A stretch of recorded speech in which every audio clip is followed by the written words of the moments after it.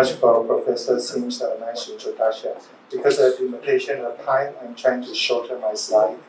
So I'm going to talk about integration of Chinese medicine and Western medicine in Taiwan. Currently, I'm also in charge of the integration of Chinese medicine and Western medicine in our university hospital as a director. So before my research part, I'm also going to give you a brief introduction about the College of Chinese Medicine at CMU. At this moment, the College of Chinese Medicine is the largest college in China Medical University in terms of the student number. At this moment, we have 1,622 students. It was 1,639 last year, so including 1,500 undergraduate students and 122 graduate students. These are the programs that I'm in charge of, and we are now also having an international master program in acupuncture, which I proposed to Dean J. Dong Lee, that in the future we can maybe collaborate with this international master program, which was taught all in English. So maybe we can have a dual degree program in this, or starting from next year, we are also just recently got approval from the Ministry of Education. We will have a new international master program in integrated health. And also 2 years later, we will also have an international doctoral degree in Chinese medicine. All of these international programs are taught in English, and we are now also having some international students in CMU. So our college has been long-term partnership with the College of Korea Medicine, especially every year in the winter time, we have students from your college visiting CMU, and in the summertime, we just have our students visiting in Kyunghee University recently. We are also having some international students, like those from France, from Italy, Germany, Japan, Israel, and also USA and Singapore, and so on. So the College of Chinese Medicine during the last 2 years is also now officially announced as the only one Chinese medicine program sponsored by the Fulbright Foundation in Taiwan. So the Fulbright Foundation, supported by the United States government, is now also providing a full scholarship for U.S. citizens who study Chinese medicine at our College of Chinese Medicine at CMU. And I'm also giving lectures to the National University of Singapore starting from 3 years ago. I was invited as the guest professor to give a lecture in Chinese medicine in the School of Medicine NUS. And this was taught through the online program, so all the medical students from NUS can attend this program as an elective course for them. And this is the international master program that I just introduced to you. And Dr. Peter Meyer, who is now our assistant professor, is now serving as the deputy director for this program, in charging those international teachings. And there will be a new program which will be launched starting from next fall. And in this program, all the students can also have a 480-hour clinical observation in our university hospital. And this is a CMU hospital, and this is our Taichung campus hospital, which was recently announced as the world best hospital in the world. And last week, it was also announced as the world best smart hospital in the world. And 1 month ago, it was also announced to receive the Davis Award. The same hospital that received this award is Stanford University Hospital. So the Department of Chinese Medicine in China Medical University Hospital basically have 7 divisions, including the division that I'm in charge of.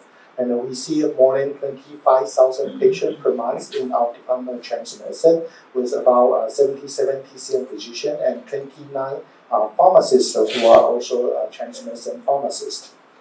And this is a training program in our university hospital. So after 7-year education in the undergraduate program or 5-year education in the postgraduate Chinese medicine program, they have to pass the board examination. Afterward, they will receive a 2-year postgraduate year general training and 2 to 4 year specialty training. Finally, they can become the specialist or the attending physician in our university hospital to be able to deal with those difficult to treat diseases. And the people who have dual licenses like me, they have to undergo another round of the Western medical specialty training. So my training process was very long. In addition to the Chinese medicine training, I also have to receive the Western medicine training. And we have a couple different kind of integration of Chinese medicine and Western medicine in our university hospital, including the one in the children's hospital, which was in charge by me. And I'm a physician in Western medicine, in pediatric, and also a Chinese medical pediatrician. So we are seeing the same patient, same child in our children's hospital, as well as in our integrated medicine clinic. We also provide rehabilitation care, combining the strengths of Western medicine and Chinese medicine in our stroke rehabilitation center. Same like in our cancer center, we have oncologists and the PCM doctors seeing the same patient. And nowadays, in our emergency room, when the patient come to our ER, whenever they have stroke, whenever they have different kind of pain-related diseases, our Western medical doctor will also consult acupuncturists to do acupuncture treatment in the emergency room. And we are now also starting to provide a home care starting from 2 years ago. So back to the research part, working together with Professor Yu Chen Li, who is now our director of the division of acupuncture in our university hospital, as well as the director of the Graduate Institute of Acupuncture Science at our College of Chinese Medicine at CMU. So he has been doing quite a lot of clinical studies, including those analytic studies. So in this study, you can see that among those patients who have stroke, whenever they receive the additional acupuncture treatment, they will have a decreased 51% risk of developing depression. And one of my fellow students, Dr. Minzhen Huang, who served as a first author of this paper, he just got this paper published earlier this year in Oncologist, showing that acupuncture treatment can prevent those patients who need to undergo the chemotherapy-induced peripheral neuropathy. So this is a difficult to treat disease from the perspective of Western medicine, because if the patient have a CIPN, they probably will need to discontinue their chemotherapy. And after conducting the nerve conductivity test, he was able to show that acupuncture might be helpful for those patients who need to undergo the chemotherapy. And I myself have a lot of international collaboration. This is one of the examples that I collaborate with Professor Claudia Wheat and also the other researchers in Germany, USA, Australia, and also Brazil. So in this study, we developed an app which is also available in Taiwan, Germany, US, and the other countries. So patients can learn how to do the acupressure by using this app to decrease their primary dysmenorrhea. So nowadays we are using this kind of modern technology, or like through the app, to teach the patient to do acupressure to take care of themselves. So a couple of years ago, one of my fellow students, Dr. Huang, she did this data analysis by using the National Health Insurance Research Database in Taiwan. She was able to identify that about 30% of Taiwanese people are using traditional Chinese medicine as one of the major treatments. Among these TCM users here, you can see 59% of them are female, and most of these people, they stay in the northern part or the central part of Taiwan, like the Taipei and the Taichung. So these are the highly urbanized area, like the Seoul metropolitan area. So this means in Taiwan, as a developed country, people who are more capable to receive Chinese medicine treatment are usually living in the bigger city. And you can also see that every year they usually will see Chinese medicine consultation for 1 to 5 times. And among the treatment methodology, most of the people will choose Chinese herbal medicine as one of the major treatment. And among them, 28% of them will choose to use acupuncture as a kind of treatment. So here you can see that for those who choose acupuncture treatment, most of them have injury or musculoskeletal disorders. Some of the patients who have the nervous system disorder or the circulatory system disorder, they will also choose to use acupuncture as a kind of treatment. So two of my fellow students, Dr. Wu and Dr. Wang, both of them did a study respectively. So Dr. Wu was able to show that the utilization of acupuncture in Taiwan among the general population, it will increase from 7% to 10% in 2011. Before that, the National Health Insurance was launched in 1995, and starting from 1996, acupuncture and the Chinese herbal medicine will both be included in the reimbursement. At that time, the utilization of acupuncture was 5%, and then in 2002, it was 7.9%, and increased to 10% in 2011. Among those children who use acupuncture as a kind of treatment, you can see 1 in 20 children will use acupuncture as a kind of treatment. So in this study, again, you can see that injury and musculoskeletal system disorders are the two most commonly reasons for them to visit acupuncturist for the treatment. And then Dr. Wu was being able to further to study the utilization of acupuncture for fibromyalgia. So fibromyalgia is a kind of a disease that patients usually have multiple complaints, and many of the patients also have the chronic inflammatory disease or like some of the comorbidities. So in this study, she was being able to recruit about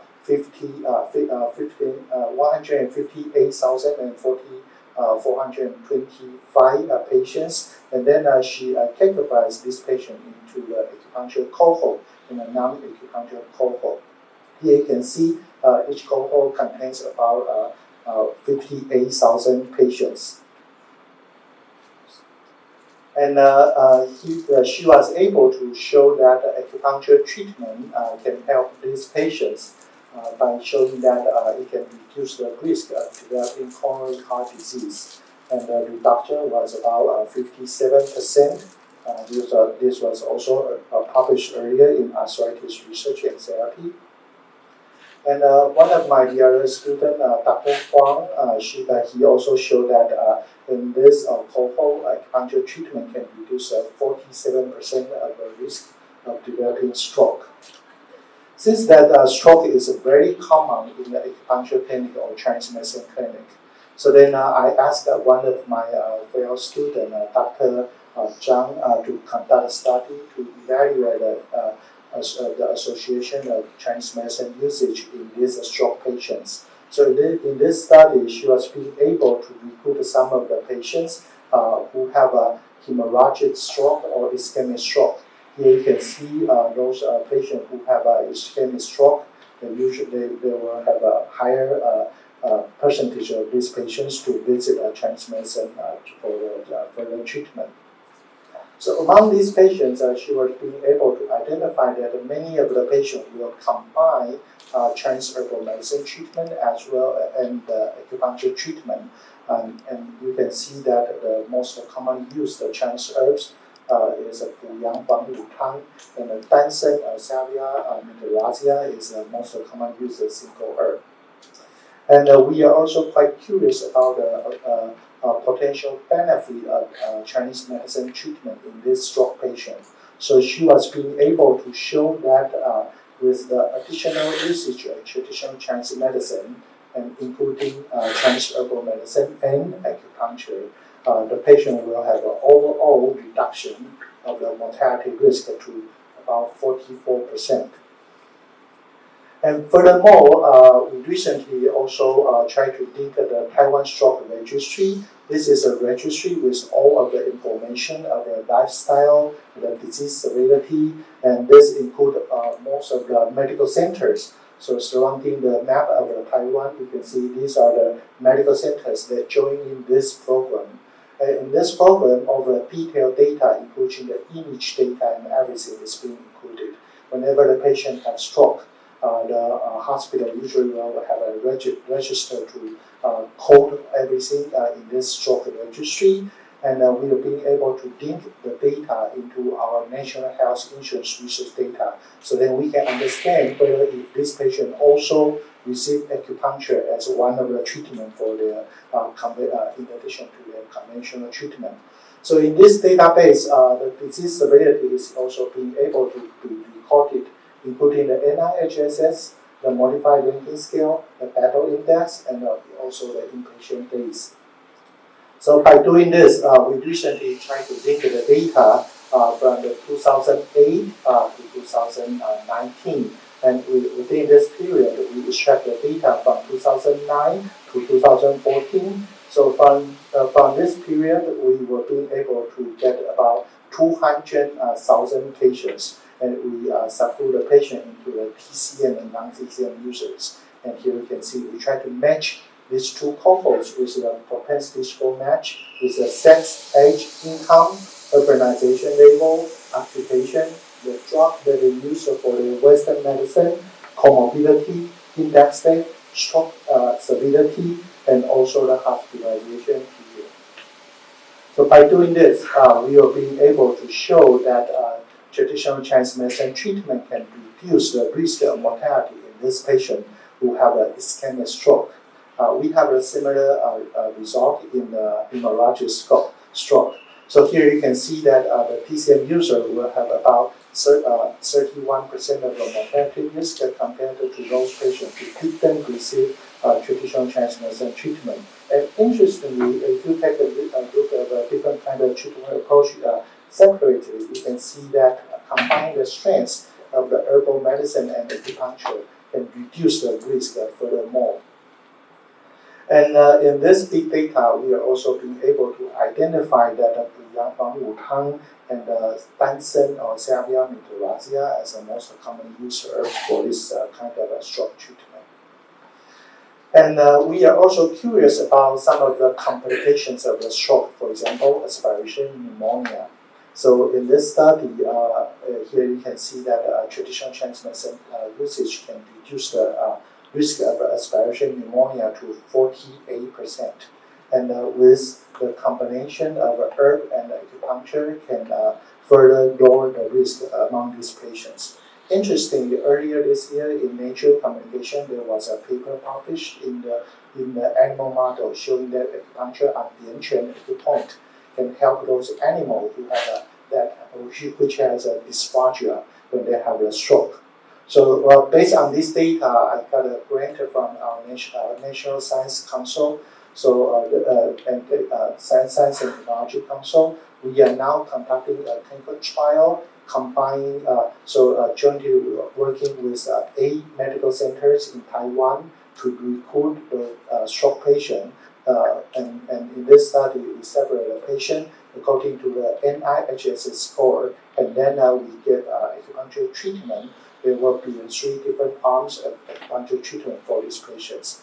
This noon, when we have lunch, I was actually hosting the conference, the meeting, the monthly meeting, to ask every individual medical center to recruit the patients. So far, we have some patients enrolled in this study. Hopefully, within 3 years, we are being able to complete this study and publish it. Thank you very much. So this is so far my presentation. And I'm trying to link a big data bench and a precise study. Because of the time limitation, I cannot introduce too much on our bench study. But I hope maybe later on when you come to CMU, this is our new campus in Shuinan campus. Nowadays, our vice president and our president, they have the office in this new campus. And our freshmen, they will live in the dome. In the center of this image, there is a dome for our freshmen. And in this new campus, in total, we have 21 buildings. And this is just one of the corners. And I welcome you to come to our university to visit. Thank you very much.